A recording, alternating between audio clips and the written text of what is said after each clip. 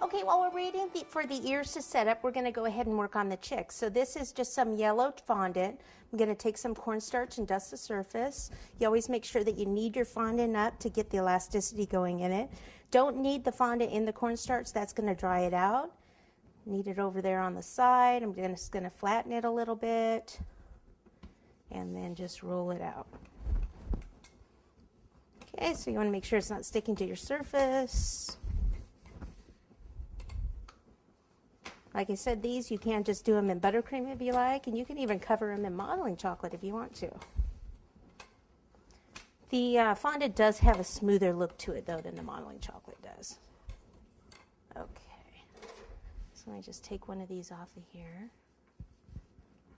Okay, and I'll just bring it over here. Okay, lift this up, place it over the top like that. Make sure I don't have any buttercream on my hands. And then just start from the top, and you just want to smooth down. Okay, turn it.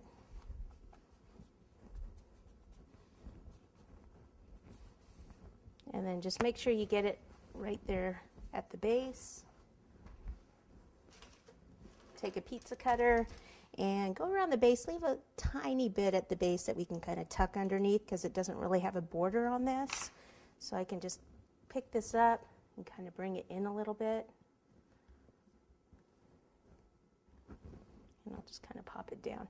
Now this, what I can do is I can turn it up like this. Now all the part that has the cake crumbs on it, I actually don't want that anymore. And this part is because I moved it. So this is still good. This I'm going to throw out because those cake crumbs are going to stay in there, especially since it's chocolate cake. So get rid of that. Knead this part up because I can still use this. And then what I want to do is get my base ready. Now I'm just doing this on a cardboard. You could have it like on a finished board. These boards here, let me bring this one over actually. This one right here, I actually used electrical tape around the edge, and then that way you only had to scoot your buttercream out to the edge there and you have a nice finished edge. Okay, so that's one idea there. All right. Wrap this up so it doesn't dry out. And I'll just take some of this green buttercream and just pop it on the board. So on this I won't go out to the very edge. I'll just kind of keep it on the inside. Just remember that you would want to place it on a finished board like this one. Okay, and then before I put the yellow body on, I do want to do the feet. Okay, now those are done with the modeling chocolate. And the reason I like to use the modeling chocolate for this and the beak is because the fondant will stay soft. You'd have to wait a little while for it to get to sit up like this, and even for the beak to stay. See, like this, it would just kind of flop down a little bit. Plus, people like the taste of the modeling chocolate better. Okay, so this has just been wrapped up real good. And it's really hard. It's almost like hard as a rock until you actually start to knead it up again.